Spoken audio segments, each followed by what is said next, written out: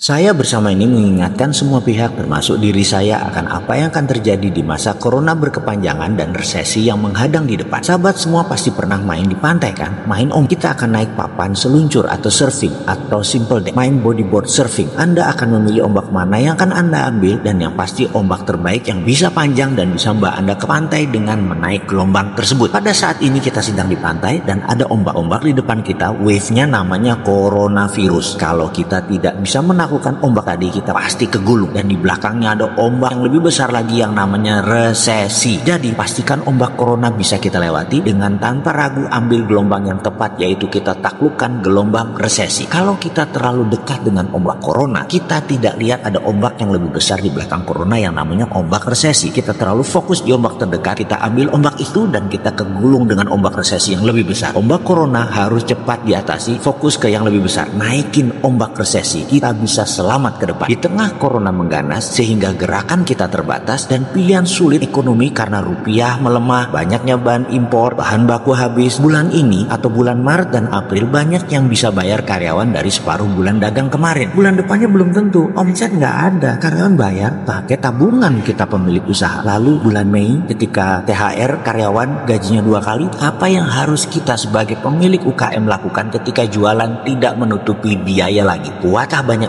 pengusaha IPHK kah pilihannya atau bangkrut? Semua orang teriak, terutama pengusaha UKM. Dalam video sebelum ini ada kata global economy sama dengan control alt delete. Itu kenapa di reset? Lalu ternyata ada gelombang tsunami besar di belakang gelombang resesi, yaitu perang dua raksasa yang akan mengganas memuncak sebelum pemilu Amerika November 2020. Kalau pengusaha saat ini sulit melihat di atas bulan Mei masih bisa bisnis atau tidak karena gerakan terbatas corona dan hancurnya rupiah serta bursa, maka kita harus lakukan apa? Kita harus ubah bisnis model kita. Merubah bisnis model itu banyak cara. Misalnya mengecilkan ukuran produk, merubah bisnis model yang paling sederhana, sekali lagi juga merubah cara pembayaran, merubah target pasar. Ada banyak lagi. Inilah masa kita menyalip di tikungan. Ketika semua orang slow down, kita mulai menyerang. Nyerangnya bagaimana? Merubah bisnis model. Saya sarankan di masa sekarang sampai habis lebaran kita siap-siap meluncurkan produk baru. Sekedar ilustrasi, ini nasihat dari sahabat saya, seorang CEO dari perusahaan yang beromset 20 triliun setahun, di mana suatu masa keadaan seperti sekarang, resesi. Produknya salah satunya adalah susu. Susu yang 1000 gram nilainya kira-kira 100.000 rupiah. Maka dia juga punya ukuran 500 gram dengan harga 55.000 rupiah. Karena resesi berkepanjangan, dia buat ukuran 100 gram dengan harga 12.000. Kenapa? Bayangkan kompetitornya punya ukuran 250 gram dengan harga 25.000. Apa yang terjadi kalau dia tidak memiliki ukuran yang lebih kecil, di mana uang si pelanggan hanya 15.000 di kantongnya tapi ingin membeli susu buat anaknya? Maka yang 55.000 produknya tidak akan dibeli. Yang dibeli adalah produk kompetitornya yang 25.000. Namun sekali lagi, apa yang terjadi kalau susunya 12.000 rupiah tadi tidak ada? Mereka turun beli susu kotak yang 300 ml